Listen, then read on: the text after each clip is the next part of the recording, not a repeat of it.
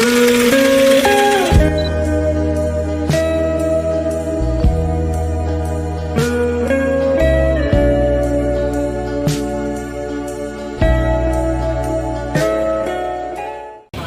pencetusnya, kendalikan nafasmu. Halo semuanya, perkenalkan kami dari kelompok 5 yang akan menjelaskan edukasi mengenai penyakit asma.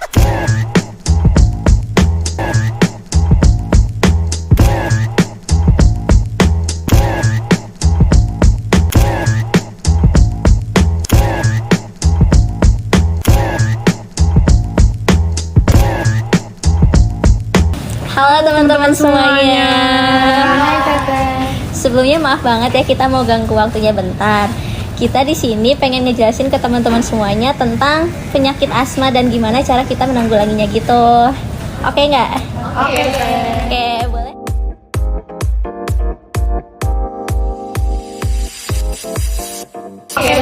Oke, boleh dijelasin sama Teh Maira. Nah, sebelumnya aku jelasin dulu ya definisi asma sendiri. Jadi asma itu penyakit kronik yang ditandai dengan peradangan saluran pernafasan jangka panjang. Nah, dia itu menyebabkan saluran pernapasan kita tuh jadi menyempit, jadi bikin sesak nafas gitu. Terus gejala utamanya itu dibanding dengan penyakit lain yang membedakannya, dia itu kalau orangnya bernafas bakal bunyi kayak ngik-ngik gitu, namanya mengi. Terus bakal membuat pasiennya itu sesak nafas, dadanya sesak sama batuk. Nah, terus perlu diketahui kalau asma ini tuh penyakit kronis yang dia tuh nggak bisa sembuh sepenuhnya. Jadi dia cuma bisa dikontrol dengan menggunakan obat dan juga pola hidup yang sehat. Oke, nah selanjutnya ini kan kalau asma itu kan biasanya kita sesak napas ya teman-teman. Tapi setiap sesak napas itu belum tentu asma. Nah, kalau asma ini dia itu penyempitan saluran pernafasan atau peradangan saluran pernafasan. Nah, penyempitan sama peradangan ini bisa dipicu sama sesuatu, tapi pemicunya tiap orang ini bisa beda-beda. Kalau di orang dewasa ternyata stres itu bisa loh untuk memicu asma. Dia itu bisa mempersempit saluran pernafasan. Terus kayak debu, terus kayak asap itu juga bisa mempersempit saluran pernafasan. Terus kayak alergen, kayak serbuk sari atau enggak dari bulu hewan itu juga bisa untuk memicu asma. Nah, tadi kan di orang dewasa. Nah, kalau di pemicu di bayi sama anak-anak itu beda karena kan bayi atau anak-anak itu sistem imunnya itu belum berkembang sempurna gitu ya.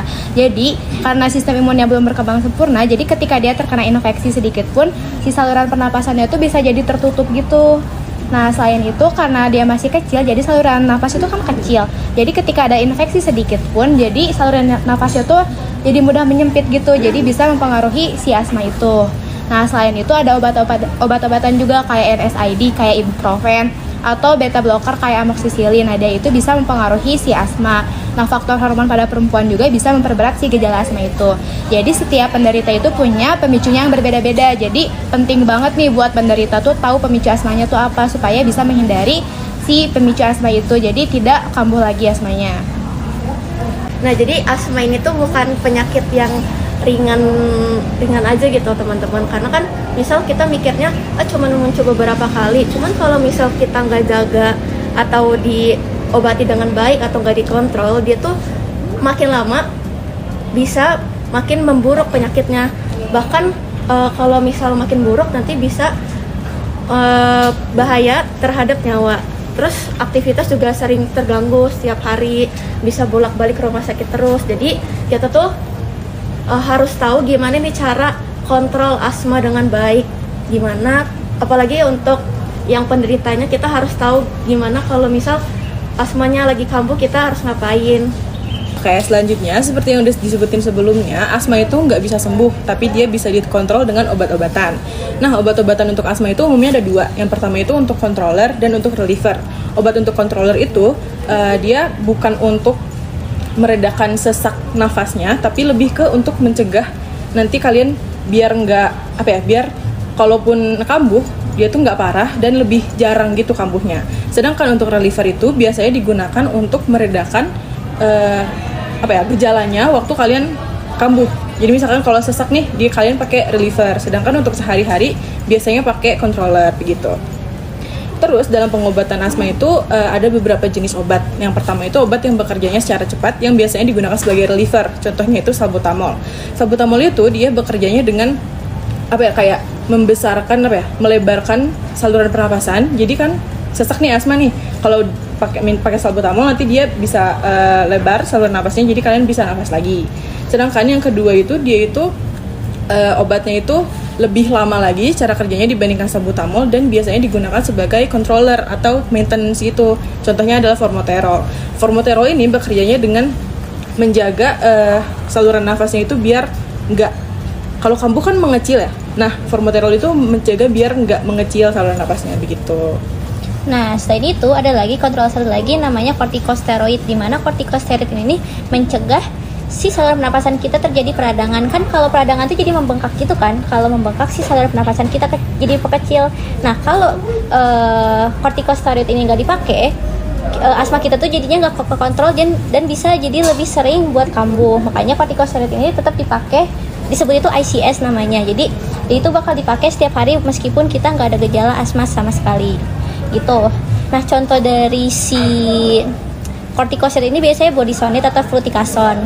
Terus, tapi yang harus kita perhatikan ini, kortikosteroid itu tuh ada yang sistem itu efeknya itu sistemik itu ke seluruh tubuh gitu kan. Nah, kalau ke seluruh tubuh itu bisa berbahaya misalkan buat ibu hamil. Kayak ibu hamil tuh kan dia punya janin ya. Jadi kalau obatnya nanti masuk ke janin bisa membahayakan si janinnya gitu kan. Nah, jadi kita harus memperhatikan si obatnya itu jangan yang bekerja secara keseluruhan tubuh bahkan melewati plasenta ibu hamilnya itu. Kayak misalkan yang udah terbukti aman tuh kayak salbutamol, terus prednison, terus juga ya dan lain-lain sebagai macamnya gitu teman-teman. Nah, terus kalau buat anak-anak tuh kayak kita harus perhatikan juga dosis penggunaannya gimana. Terus buat orang tua tuh kan banyak konsumsi obat-obatan juga yang lainnya, yang mana itu tuh bisa mempertinggi kemungkinan untuk asmanya kambuh gitu. Nah, jadi kita harus memperhatikan juga gimana penggunaan konsumsi obat dari obat-obat yang lainnya. Terus juga kita harus memperhatikan juga buat orang tua dan anak-anak itu mereka bisa aja kesulitan buat kalau pakai inhaler gitu. Nah, biasanya pada umumnya itu kita tuh pakai dry powder inhaler kayak gini ya teman-teman fotonya. Nah, itu tuh nanti bakal dijelasin juga gimana cara pakainya. Tapi intinya itu kayak dia itu bakal kayak kita tuh harus menghisap secara kuat gitu kayak gitu. Nah, itu kan buat sebagian orang apalagi kalau udah orang tua gitu kan susah gitu kan. Nah, jadi ada lagi biasanya kalau buat anak-anak dan orang tua itu dipakainya metered dose inhaler. Jadi udah terukur gitu si dosisnya. Ini bentukannya kayak gini nih. Kayak pernah lihat kan teman-teman? Nah, ini kayak ini tuh dosisnya kayak udah terukur dan secara teori lebih mudah untuk dipastikan dosisnya sesuai sama yang dibutuhkan gitu.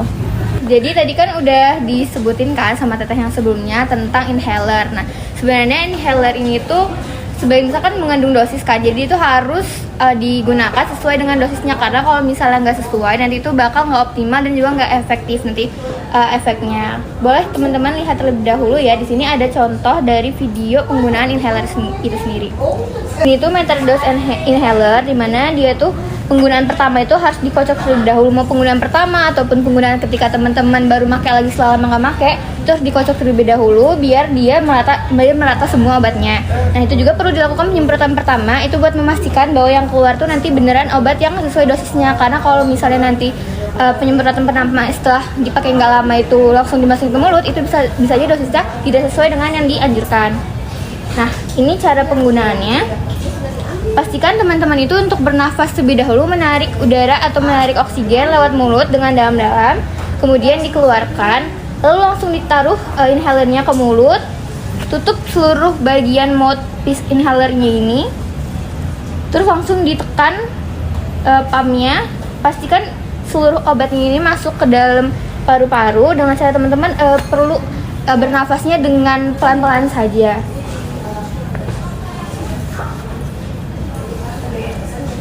Nah, setelah semuanya sudah masuk, tutup dulu mulutnya dan biarkan selama 10 detik. Setelah 10 detik, lalu keluarkan, hembuskan nafasnya lewat mulut lagi. Nah, sudah menggunakan inhaler ini lebih baik teman-teman untuk berkumur-kumur. Kenapa untuk harus kumur-kumur? Karena bisa jadi ada sisa-sisa obat atau eksipien yang berada di dalam mulut dan bisa menyebabkan jamur. Jadi sebenarnya inhaler ini sendiri kan tadi disebutin ada 2 tipe ya. Ada tipe yang dry powder sama yang metered dose. Nah, metered dose ini tadi juga lebih baik untuk yang geriatrik dan juga untuk yang anak-anak. Nah, itu kalau yang powder dose itu tadi bisa dipakai untuk orang dewasa atau remaja seperti kita. Oke, selanjutnya kalau misalnya apa yang harus kita lakukan kalau misalnya asmanya itu kambuh? Hal pertama yang harus kalian lakukan itu, kalian harus tetap tenang, jangan panik. Karena kalau misalnya kalian panik itu kan napasnya jadi nggak bisa dikontrol. Sementara kalau misalnya untuk penggunaan obat inhaler gitu, kita perlu mengontrol napas kita supaya kita bisa dapat dosisnya yang tepat.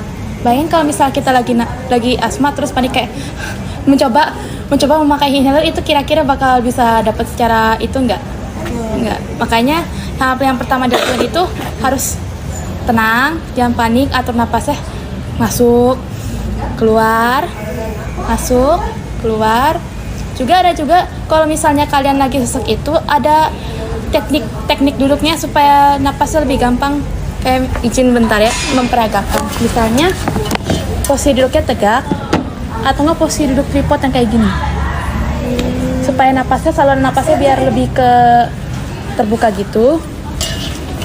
Terus kalau misalnya udah tenang kayak gitu kan bisa minum obatnya, bisa minum inhalernya. Habis minum inhalernya itu sambil minum inhaler, sesudah minum inhaler itu masih tetap mengontrol kira-kira nyampe napasnya udah beneran agak reda.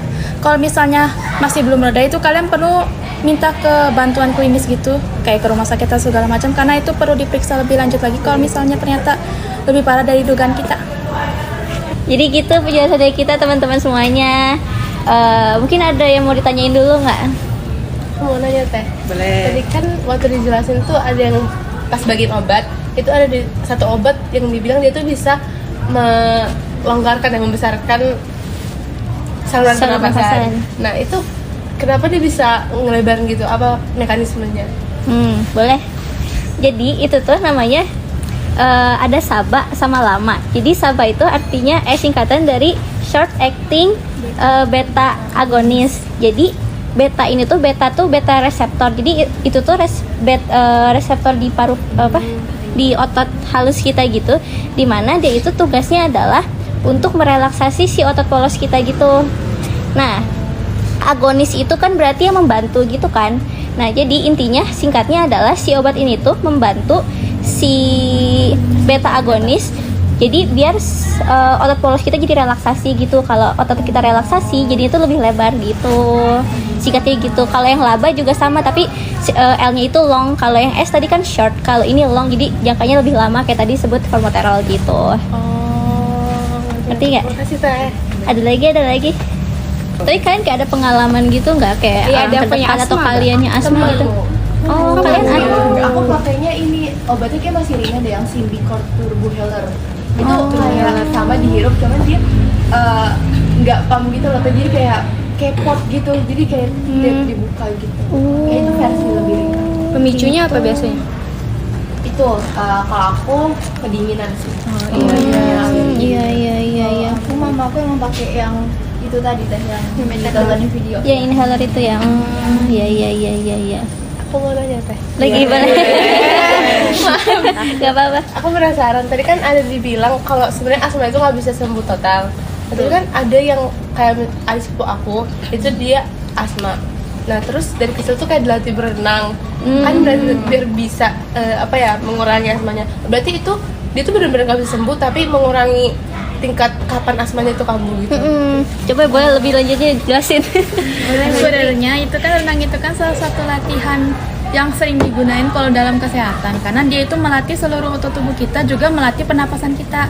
Dari berenang itu teh paru-paru kita kan jadi terlatih, jadinya tuh kita lebih kapasitas oksigennya juga lebih besar, kita jadi lebih kekuatan parunya lebih kuat juga. Jadi makanya kalaupun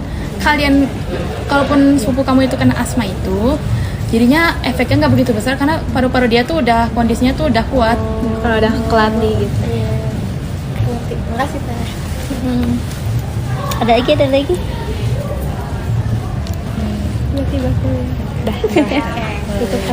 Oke, makasih banyak ya teman-teman semuanya. Semoga informasi yang kita berikan ini kayak bisa bermanfaat gitu.